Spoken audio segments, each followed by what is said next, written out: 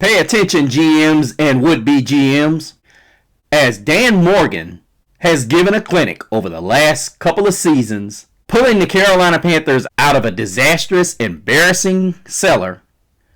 Meanwhile, building up not only his brand, but also building up a brand in Charlotte that all of us Panther Nation can be proud of. Meanwhile, silencing a bunch of doubters who didn't think a retired, semi-Hall of Fame linebacker could play GM. I'll have that story and more on this edition of Growlin' and Prowlin'.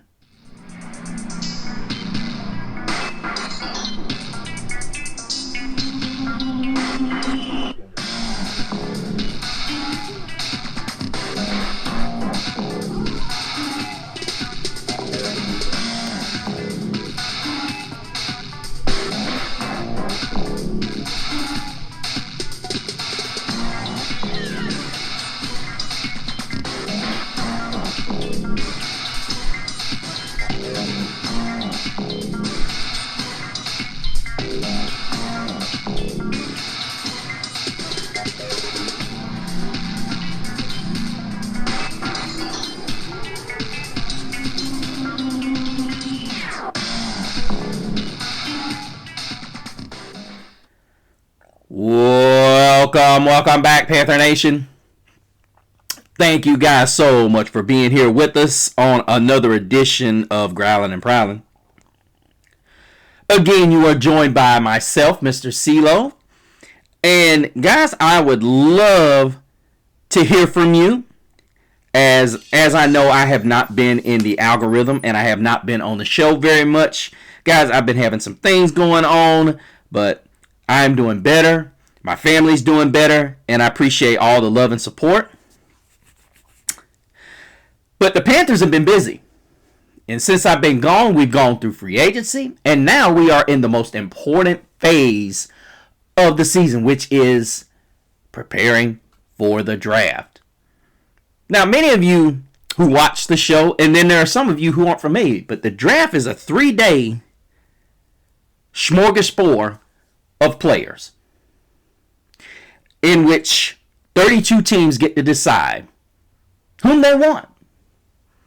Now, many of you are probably going to say, yeah, we know that, duh. But realistically, if you're a fan that was like myself and like many of you at one time, you really don't understand the draft. Now, as someone who's been familiar with the NFL draft since he was about 12, 13 years old, you know, there's a real strategy that goes into it. Many of you think it's just a bunch of players. You know, when it's your turn, you pick. No, there's a real strategy there. And it goes beyond what a bunch of people, whether it be from CBS, NBC, Fox, ESPN, what they rank these players. See, what you really got to understand is that there is a ranking system, a pecking order amongst these players, whom these teams see as the most important player on their board. But enough about that. We've got almost a month, and I know what y'all gonna say. Well, you probably won't do another show until the night of the draft. No, I know, but let us get into why Dan Morgan is probably going to be a hot commodity when his deal is up. And I think his deal's up in the next 2 or 3, maybe next 2 years. Yeah. Listen, Morgan has done a phenomenal job, whether it be hiring Dave Canellis, whether it be retaining Coach Avero, whether it would be drafting Tetairoa McMillan when everybody in the league just saw Jalen Walker, and taking an opportunity on Jalen Coker, even Xavier Legette. Now there were some swings and misses along the way. You know, guys, you guys know how I felt about DJ Johnson being favored over Amari Barno. I felt like that was a waste. I felt like, Jonathan Mingo was a waste. Not because he didn't turn out to be a certain player, but they just gave up on him too easily. I thought they did a great job pushing Tommy Tremble And that will be the subject, as many of you know how I feel, how affectionate I am about Tommy Tremble, even Jatavian Sanders, as well as Mitchell Evans. But without further ado, we're talking about how Dan Morgan has arguably put the Carolina Panthers up in a noticeable position amongst the league, making 2 splash plays during free agency, and really getting 2 steals. And of course, the first one being, of course, edge rusher Jaelan Phillips, starting out in Miami, and of course that trade with Philly. They agreed to a 4-year, $120 million deal. This could be massive because, if I recall correctly, Phillips was in the top 5 in pressures. And this is why this is huge. People are talking about they want to convert those into sacks. You don't necessarily have to. And the reason why I say so is you've got ball hawks back there, like guys like, Trayvon Merrick, possibly Lathan Ransom, as well as, I can't say Nick Scott because Nick Scott's got butterfingers, Mike Jackson and J.C. Horn. Now the question is it going to be Corey Thornton or Shaw Smith-Wade playing in that slot?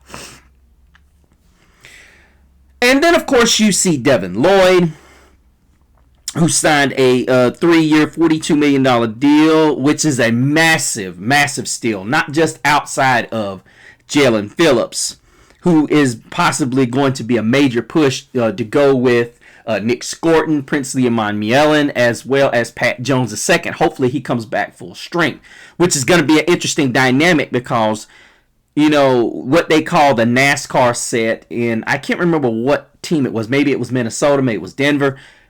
We have a situation now with Jaelan Phillips, and I know I skipped past Devin Lloyd, but I'm going to get back to that. I really didn't neglect to go into depth about that. But Devin Lloyd ties into Jaelan Phillips because he's not a bad blitzer either. And when you look at where this team is going, where you have Turk Wharton, and you guys know how I feel about Wharton, on first and second downs. If we're in first and second run downs, now I know you can't, decipher that. Teams could very well say, hey, we're only going to run the ball when Turk's in the game. We'll get 3rd and 9 and we'll run it. Now, Turk's not terrible against the run, but he's not very good, as the numbers showed last year. If you watched my show before, in the recent weeks, I know. Turk Wharton, the Panthers' defense was 40 yards better without Turk on the field. So, I get it. We're without A'Shawn Robinson, and that's going to be a subject for a show that I'm talking about because of all the chatter that's being said about what the Panthers need to do in the draft. Now, I would love to see our own version of the NASCAR on 3rd down. You get a guy like Jaelan Phillips, Derek Brown, who's a very good pass rusher. None of the big guys except for Turk Wharton. Just Derek Brown, Turk Wharton on those 3 down linemen. And then you get maybe Princely Iman-Mielon on the outside. Maybe put either Jaelan Phillips or Nick Scorton in there, Pat Jones, whatever. One of those guys can play on the interior, and then you bring an extra guy. Listen, the one thing that irritates me more about Coach Evero is we play 27% out of our base formation. In case many of you don't know that, that's the 3-4. Look, I got a problem if we're running a 3-4 system and we got the players to accommodate this system and you're not running it at least 50% of the time. Now, I know a lot of you are going to disagree with me, but here's the reality. A'Shawn Robinson was my guy. And I know I haven't gone through all of the free agent signings, but we gonna miss A'Shawn Robinson, which is what makes what I have to say about the draft more important. However, then you look along and you say, are we putting the interior line in the hands of a guy who couldn't stay healthy last year, but he's got big money on the books? And you've got another guy whom is not proven yet and has the opportunity to be great, maybe if he gets more reps. But he was just a rookie last year. And then we got another guy whom we signed over in free agency, whom we were hoping was going to materialize. But the problem is, he was swapping reps with A'Shawn Robinson and then an unhealthy Turk Wharton. So I'm not saying we can't see some good things out of Bobby Brown, but I can tell you one thing: when he was out there instead of Turk Wharton, this run defense was pretty daggone good. So maybe, just maybe, I might be overthinking it a little bit, but I'm not gonna elaborate too much on that. But the Devin Lloyd signing was absolutely monstrous because, look, we could sit here and we dog out Christian Roseboom if we want. The guy led the team in tackles with 122. Now he's going to be a Tampa Bay Buccaneer. So say what you want about Roseboom. The guy can tackle the football. Now, there were some moments he missed tackles. Look, it happened with Nick Scott, happened with Trayvon Merrick, happened with J.C. Horn, Derek Brown. But we ain't going to be able to run the ball against Tampa Bay now. And there's rumors they could take one of those top-tier linebackers in the draft. I don't know. But the point about Devin Lloyd is very good in coverage. He is arguably the best all-around linebacker in the league. But here's something I heard that was pretty remarkable. When Devin Lloyd was asked why he took, because the rumor was that the Jags didn't put a number out there for him, but they did. He didn't take it. He said it was what the front office of the Carolina Panthers were saying and what they were building. You know, now that doesn't sound like some boneheaded middle linebacker, now does it? Keep in mind, guys, I'm talking about the guy that is Dan Morgan. Now, don't get me wrong, Brent Tillis has been a guy that has been huge behind the scenes as far as making the numbers match, but you got to think he's also putting a little bit of coaching spin on this, you know, kind of schooling Morgan on certain things. And I'm sure Morgan's one of those guys. To me, he seems like the type of guy who is willing to listen to someone if they have knowledge about certain things. Morgan doesn't strike me as a guy who rules with an iron fist, but he knows what he wants. You can tell by the way he's built the trenches. And I'm going to be honest with you, I'm waiting to see what he does with number 19. I think it's all going to depend upon how these guys come back. Because, guys, it seems like it's been forever since we've seen our guys on Sunday. It seems like it's been forever since that Saturday game against the Rams, don't it? We're 1 week shy of April. Does it really feel like it's been 3 months? Bruh. Kinda. But Devin Lloyd, this was the one. Did I think Jaelan Phillips was going to be a possibility? I thought we were going to make a splash with one of these edge guys. I did not know that Dan Morgan and Brent Tillis were going to go so hard after young Jaelan Phillips, because realistically, I've heard a lot of people say he's unproven. That's me. I thought we spent a pretty penny for him. 4 years, $120 million. Yeah, and I thought that was realistically, I think if I remember right, I was doing some research, you guys, and I think we can get out from under this contract in 2028, I think. No, it's 29, I'm sorry. And the reason why I bring this up is because let's say the Panthers decide later on they go get a guy. Or let's say Princely Monmielen decides he's going to come to the party as a pass rusher and gets it figured out. Because you got a pretty big deal right here with, Jaelan Phillips. And then you got Nick Scorton, who's probably going to be...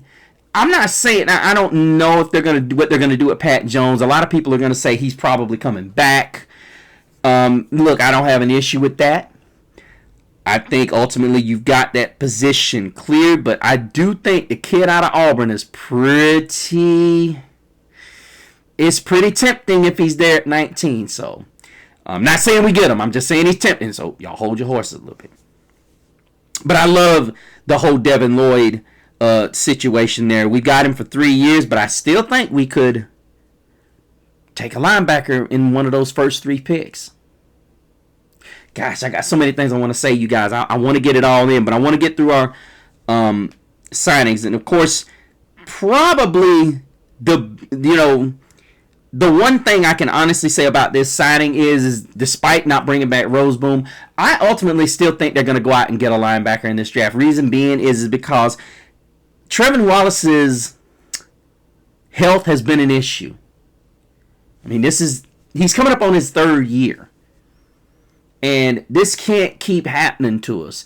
Because realistically, when Josey Jewell went down for the count, this put Carolina in a huge situation last year where, don't get me wrong, we've got some guys that can, Bam Martin Scott, Claude Sherlis, these are guys that play good in situations. But ultimately, guys, you want those starters out there. You need them. But it still wouldn't shock me if the Panthers either took a linebacker either at 1, 2, or 3 in those rounds. Excuse me. Then, of course, we move on to probably the most underrated signing of them all in Rasheed Walker, the tackle out of Green Bay, signed a 1-year deal, worth up to $10 million to start at the left tackle position. Now, I've heard a lot of people say, what do you do at Ickey if Walker plays well? I don't think he can do anything. I think ultimately, with one of those 2 first picks, we're taking a tackle. And guys, I'm trying not to tip my hat, but I really am tempted to tell you guys what I think Carolina's draft plan is going to be. Let's just say we got 7 picks, and I don't think we come out of this with 7 picks. Let's just say that. Keep in mind I said that. I think Rasheed Walker does exactly what he needs to do. He's going to be that guy that is going to come in, and he is going to solidify an offensive line that is going to be absolutely hoping he can be a piece of what he was in Green Bay. Basically, we just need him to hold down the fort. Maybe it's all year, maybe it's half the year. We don't need Ickey Rushing to come back, especially if he's going to be the future of this team moving forward. Because respectively, Taylor Moton has held down the fort long enough. And I think he's got, 2 years left? I think he's got this year and the coming year, and that's it. And he's got a huge cap number next season. So, I'm almost certain what's going to happen here. It'll be interesting to see which round this, happens in. It'll be very interesting. But right now, Rasheed Walker is the projected man to hold down that outside tackle. And then that leads me into Stone Forsythe, who has been added for offensive line depth. I would love to see Brady Christensen re-sign. And we have not seen that happen yet. I would love to see that happen. Because realistically, look, I get it. He's coming off of a tough injury, a tough lower leg injury. But realistically, this needs to happen. He's been our best lineman for so long.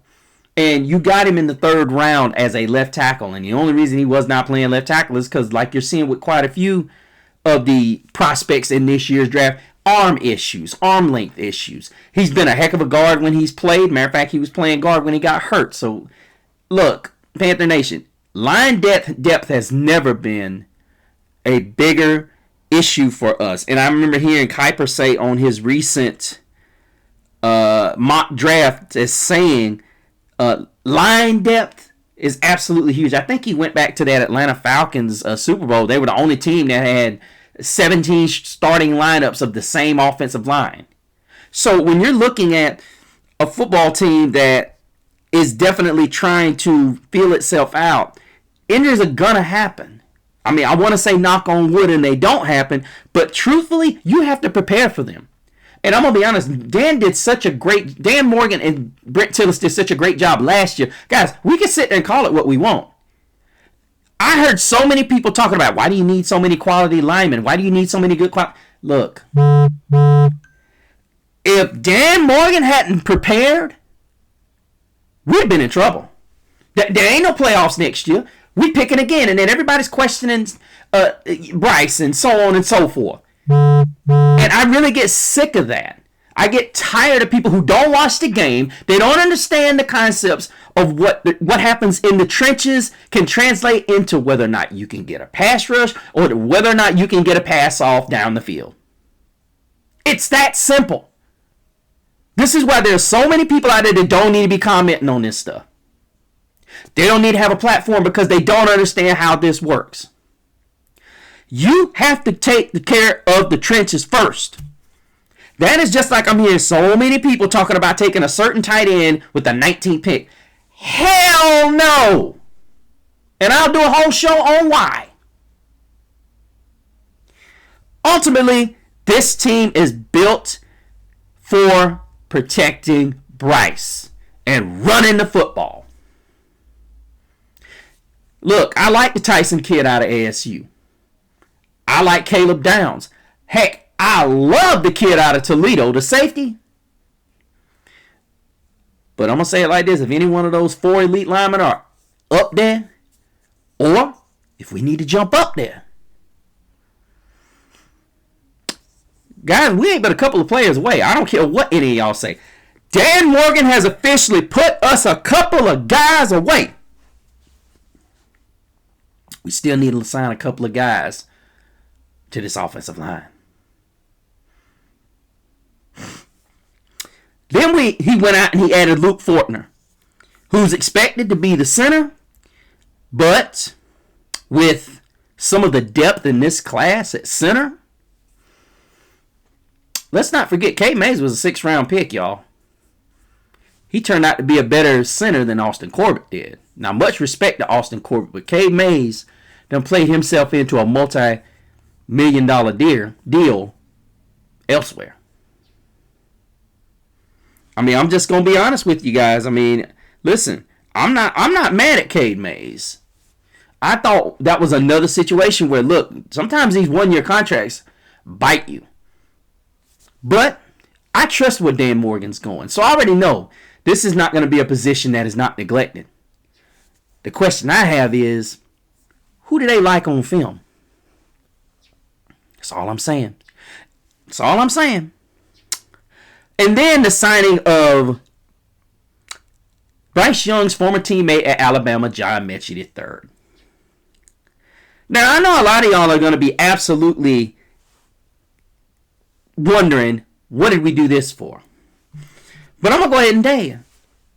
Mechie and Bryce made magic at Alabama. Many of you forget before Mechie's injury, he was going to be a 1st round pick too. Now, I've said this too many times, you guys. A lot of y'all will sit here and y'all will snicker and say whatever about players and so on and so forth. Let's just think about this. A lot of the reason why this passing game can't go is because Canellis ain't allowing it to go. And I'm not just picking on Dave Canellis. Dave Canellis has been his own worst enemy when it comes to this passing attack. I've said this on this show many times. He has been the problem. The best game he has coached is that Atlanta game. And you know, if you've heard me say this, I've said it 1,000 times. The Falcons were a slouch pass defense last season.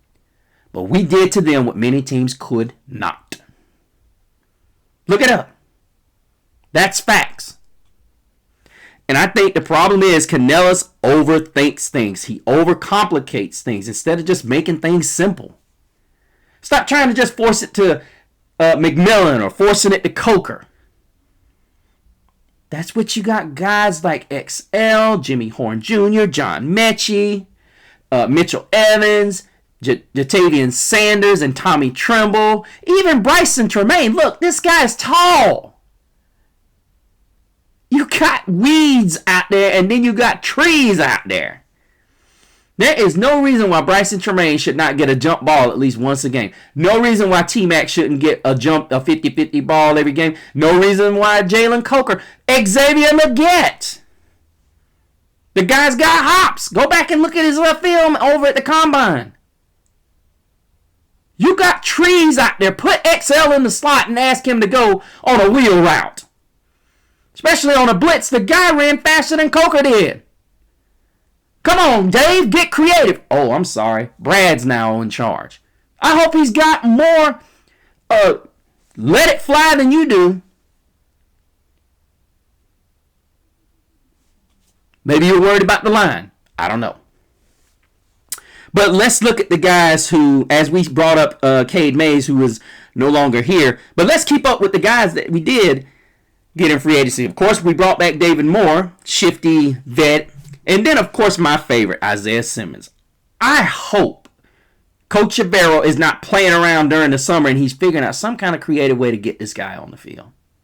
Guys, when I tell you he's got a luxury of resources, I'm going to be honest with you. If he can't get a top 10 defense this year, Dave Canellis, find another guy that's running this 3-4. There's a lot of y'all don't like the 3-4, but look, when you get the right people in it, you can't stop it. Ask Minnesota. Ask Denver. Minnesota and Denver didn't lose games because they couldn't stop nobody. If they lost games because they couldn't stop anybody, it's because their major pieces were gone. But the point is, majority of the time, people, it's because their offense couldn't get it going. That's reality. And then you got a guy who is a hybrid, like an Isaiah Simmons, who's a linebacker / safety, a lot like Trayvon Merrick. Look, here's the thing I heard somebody. Well, you got Merrick and Simmons, they're both of the same player. How do you get them involved? What? Same like Devin Witherspoon and Nick Emanwori. You got to get creative, pimpin'. Sometimes you got to go cover one. And sometimes you just bring a guy like Simmons is to blitz the quarterback and leave Merrick out there one-on-one with the guy. Or better yet, Simmons has got flat, straight speed. We don't know if he can cover well, but here's the truth. Even if he gets beat, look at those long arms. That physical presence. Who you going to put in a slot that's going to get past him if he jams? Especially if we blitzing.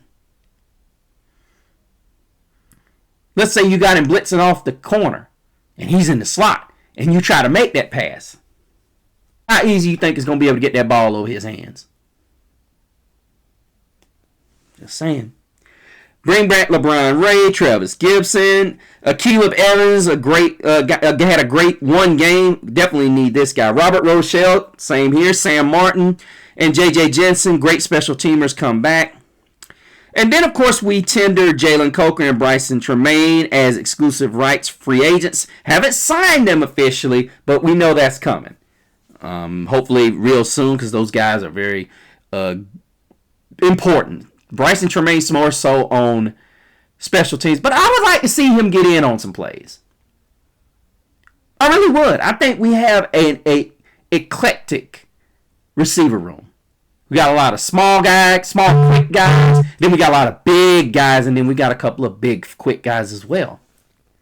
A very diverse receiver room, which I think we don't need any more alteration, even though there are some really yummy pieces in the draft. But I just say we figure out ways to make these guys work until they don't. As I've said on one show, y'all saw me do when A'Shawn Robinson, I think that was the last show I did. A'Shawn Robinson get released. He's also playing with the Buccaneers along with newly released Christian Rozeboom. So both of these guys are going to be smelling the dates in which we play. Particularly A'Shawn Robinson. So that's going to be a battle for new center Luke Fortner. Hopefully Rob Hunt and Damian Lewis. Hopefully Rob Hunt's back to 100% and Damian Lewis is out there for us because I can tell you right now those guys are not going to be very hospitable.